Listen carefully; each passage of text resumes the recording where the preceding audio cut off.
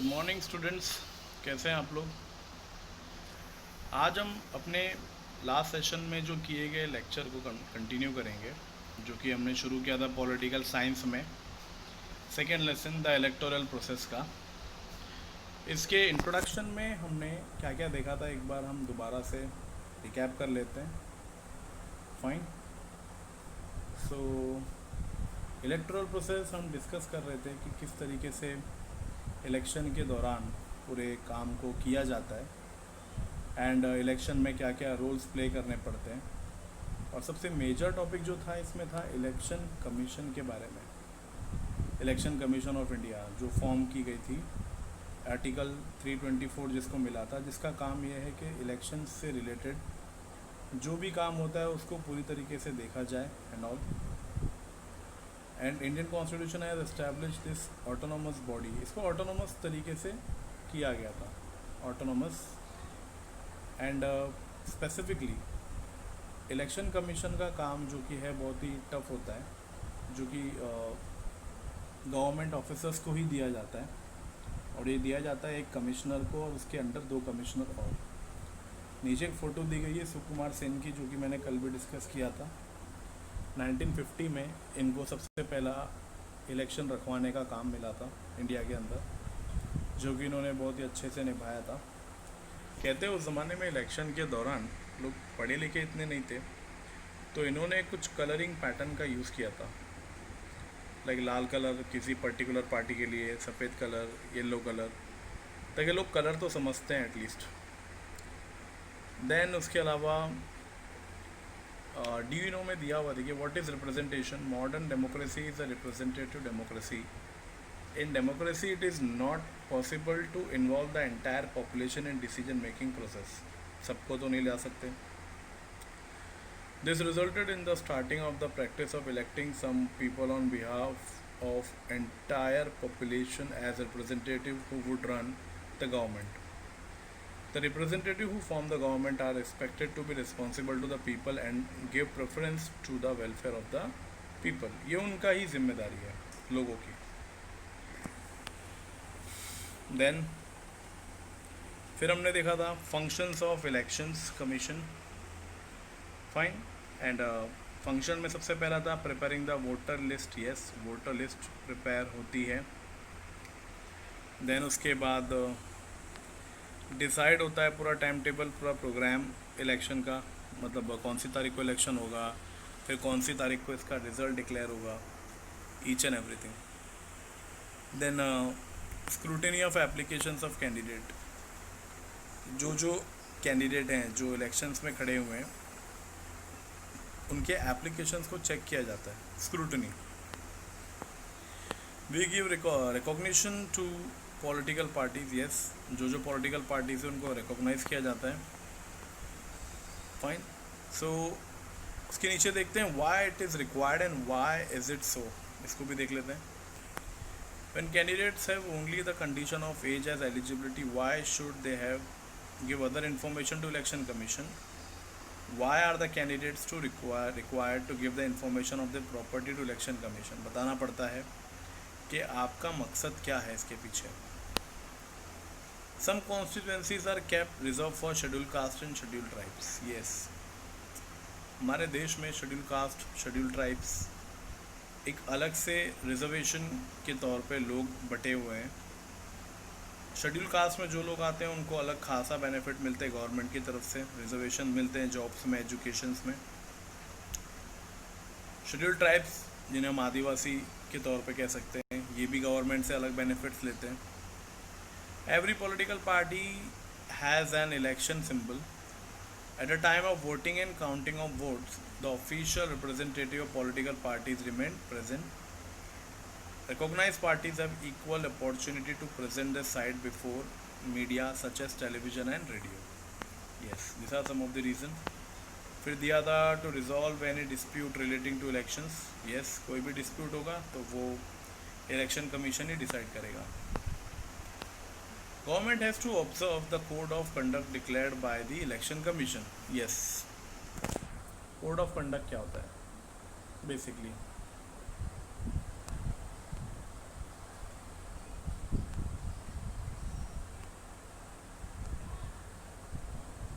Then who is superior, the government और the election commission, ये सवाल हमारे मन में आता है जो दिया इन लोगों के बीच में कार्टून फोटोज में. Which two following condition among the following is a violation of code of conduct. Code of conduct मतलब क्या होता है? रूल्स एंड रेगुलेशंस जो तोड़े नहीं जा सकते किसी भी हालत में. The candidate distributes items of household use, distribute करना कोई चीज़ें. Promise made to resolve the water problem if elected, ये ठीक है. To go from door to door to meet the voter and request them to vote, ये भी चलेगा. And to appeal on the basis of caste and religion to get support. Which of this rules would you include in the code of conduct for voters. इसमें से कौन से ऐसे दो चीज़ें हैं जो आपको लगता है गलत है, जो एक कैंडिडेट को लोगों से नहीं करने चाहिए? तो ये पहला वाला गलत है और एक ये चौथा वाला गलत है, दिस वन, राइट. सेकेंड और थर्ड एकदम राइट है. नाउ विल सी, कंटिन्यू करते हैं प्रोसेस ऑफ इलेक्शन, जो आज का टॉपिक है हमारा. Establishment of constituencies, finalising of voter list, nomination of candidates and scrutiny of their nomination forms, election campaign, actual voting, counting of votes, results of election, resolution of disputes regarding election. सबसे पहले देखते हैं restructuring of the constituency. The total number of members in लोक सभा is 543. आप समझ गए होंगे लोकसभा हमारे देश में जो कॉन्स्टिट्यूंसीज है कितनी सीटें उनको दी गई हैं टोटल इंडिया में 543. How are these members elected? कैसे elect होते हैं? Every member represent one constituencies. It means there are 543 constituencies of Lok Sabha. Total मिला के पूरे इंडिया में इतनी सारी सीटें अवेलेबल हैं. Creating constituency is the responsibility of the delimitation of Commission of Election Commission. The delimitation Commission does not succumb to any pressure while restructuring the constitution. Means जब कभी कॉन्स्टिट्यूंसी में कोई चेंजेस होते हैं तो ये एक तरफा नहीं हो सकते, इसके लिए पूरा डिसीजन लिया जाता है गवर्नमेंट के थ्रू. और लोकसभा ये डिसाइड करती कितने स्टेट, कौन से स्टेट को कितनी सीटें दी गई है. नेक्स्ट जो टॉपिक है, what is the code of conduct. To ensure free and fair election in India, the Election Commission has adopted several measures. The Code of Conduct is one of the measures adopted by the Election Commission. Yes, ये बहुत ही important है because rules and regulation follow करना election के दौरान काफ़ी important होता है. In the last few decades, the Election Commission has used its power to control malpractices during elections. The Code of Conduct explains the rules that are to be followed by the government. Political parties and voters become before elections and during elections. Even the government cannot violate these rules. सरकार खुद भी चाह के भी ये सब चीज़ें कभी खुद भी नहीं तोड़ सकती. नियम भले उन्होंने बनाए पर वो नहीं तोड़ सकती. जब नियम ऐसे होते हैं कड़क तभी जाकर पूरा काम बराबर होता है. Due to the strict observance of the code of conduct in the last few election the common voter है बिकेम कॉन्फिडेंट. यस, हमने हमारे वोटर्स कब कॉन्फिडेंट होते हैं? जब उन्हें पुराने इलेक्शंस में ऐसी सब चीज़ें देखने को मिलती है जहाँ पे सब कुछ एकदम बराबर तरीके से हुआ है, तो ही ये काम होता है. Then we have challenges in conducting free and fair elections. अब इलेक्शंस रखने में, फ्री एंड फेयर इलेक्शन रखने में क्या क्या चैलेंजेस फेस करने होते हैं?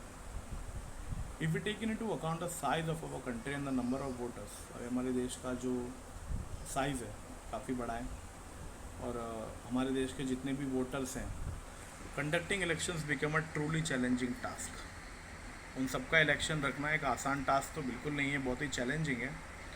The Election Commission has to work in accordance with the law while dealing with these challenges. और इन्होंने पूरा कानून तैयार कर रखा है. Some of the challenges are mentioned below. क्या क्या challenges हैं देख लेते हैं. सबसे पहला, misuse of money takes place to a great extent during elections. Yes, पैसों का गलत इस्तेमाल होता है इलेक्शंस के टाइम पे। The election commission has to take several measures to stop such a misuse of money. Yes, पैसे का मिसयूज़ नहीं होना चाहिए इलेक्शंस के टाइम पे। ये सबसे पहला बड़ा चैलेंजेस है, इसको फेस करना है। Then we have a political parties give election tickets to the candidate. Then this one, political parties give election tickets to the candidate with criminal background. कुछ नेता ऐसे होते हैं जो क्रिमिनल होते हैं उनका, या फिर जिन्होंने गलत काम कर रखा है, या फिर जिनके ऊपर बहुत सारे केसेस हो रखे हैं, वो लोग पॉलिटिक्स में आ जाते हैं ताकि उनका पूरा गलत जो काम है वो सही हो जाए।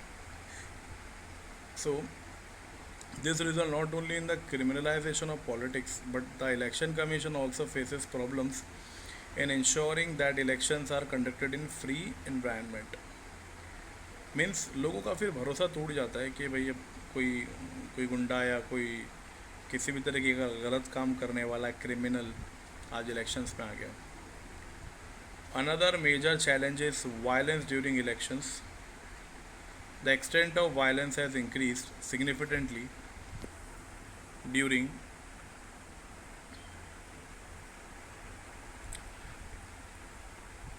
elections।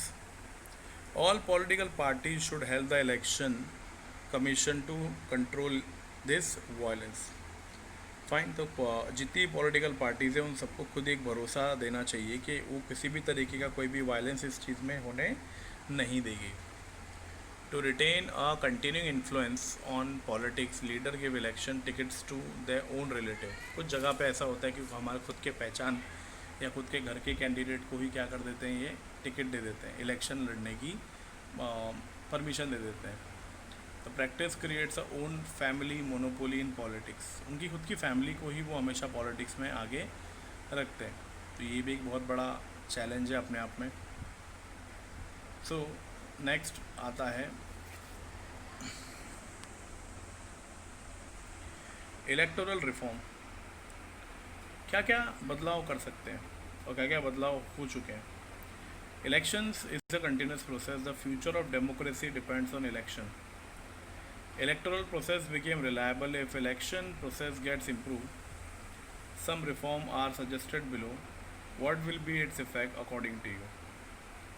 मतलब ये कि डेमोक्रेटिक तो ये पूरा है ही है, तो क्या क्या प्रोसेस ऐसे बनाए गए जिससे इम्प्रोवाइजेशन आया है और क्या क्या सजेशन मिला है, तो देखते हैं। To increase the participation of women in politics. Fine, politics में पार्टिसिपेशन करना बहुत ही ज़्यादा ज़रूरी है वुमेन्स के लिए। Then the political party should give 50% candidature to women candidates and try to ensure that they get elected। कोशिश ही करनी चाहिए कि 50% जो इलेक्शंस में आए वो वुमेन हो, क्योंकि वुमेन बहुत ही लोअर लेवल पे पॉलिटिक्स में एंट्री लेती है। ज़्यादातर ये मैन डोमिनेटेड है, तो इसकी वजह से क्या होता है कि वुमेन्स लोग इसमें एनरोल नहीं होती है, तो समाज की जो बहुत सी चीज़ें हैं उन कभी लोगों के सामने आती नहीं है। Political party should not give candidature to candidate having criminal background. ये थोड़ी देर पहले पॉइंट में भी आया था। जो भी क्रिमिनल बैकग्राउंड का है उसको किसी भी प्रकार से एंट्री नहीं मिलनी चाहिए। They should strictly follow the decision given by the court in this respect. इस बारे में जो भी डिसीजन लेना होगा कोर्ट लेगा। Then the government should take care of election expenses. Yes, government को ही सारे खर्चों का देख रेख मिलना चाहिए, क्योंकि पॉलिटिकल पार्टी अपने हिसाब से खर्चा करती है और अपने नेगेटिविज्म में फैलाती है।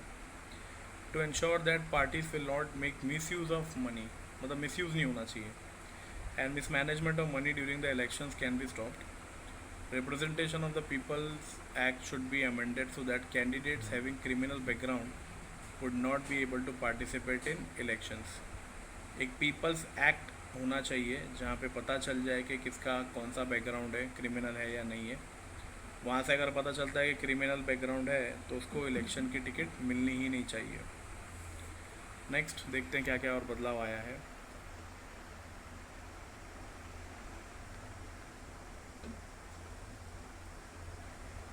Journey from ballot box to EVM machines. The first election in independent India was held in 1951-52. This was the beginning of shaping of democracy and EVM. So this was the beginning of the shaping of democracy through electoral process of voting. The EVM of use of EVM machine started from the decade of 1990. 1990 में ये शुरू किया गया था EVM machines. पहले ballot box हुआ करते थे डब्बे में, लोग पर्ची में स्टैम्प मार के वोट डालते थे. फिर बाद में ऐसे मशीन पे कन्वर्ट किया गया. Many things could be achieved because of voting machine. If the voter do not want to vote for any candidate, they can choose an option, the name of the above, that is nota. It has become easy for disabled people, divyanga, to vote. Fine. Even though जो लोग होते थे disable लोग, उनको भी vote डालना आसान हुआ. It reduced the cutting of trees of paper and thereby helped in the protection of environment. Yes, एक eco-friendly process भी हुआ है अपने आप में. It has also been possible to have an early declaration of election result. Yes, जल्दी result आ जाते हैं इससे तुरंत ही. Now please understand this. There are three things: general election, mid term election and by election. General election क्या होता है? लोकसभा का, जो हर 5 साल में होता है. Mid term election, if the elected government loses its majority before completing its term in the parliament, of the parties of the coalition government withdraw their support, and with the loss of majority support for the government, and if no alternative government is possible, then election are held before the completion of the form. अगर अचानक से सरकार टूट जाती है, गठबंधन टूट जाता है और मेजॉरिटी नहीं रहती है, तो इस वजह से मिड टर्म इलेक्शंस हो सकते हैं. बाई इलेक्शंस क्या होंगे? If then elected representative in Lok Sabha, Vidhan Sabha और लोकल सेल गवर्नमेंट रिजाइंस और ड्यू टू हिज डेथ, किसी वजह से ये घटना हो जाती है, तो उस वक्त पे बाई इलेक्शन होते हैं.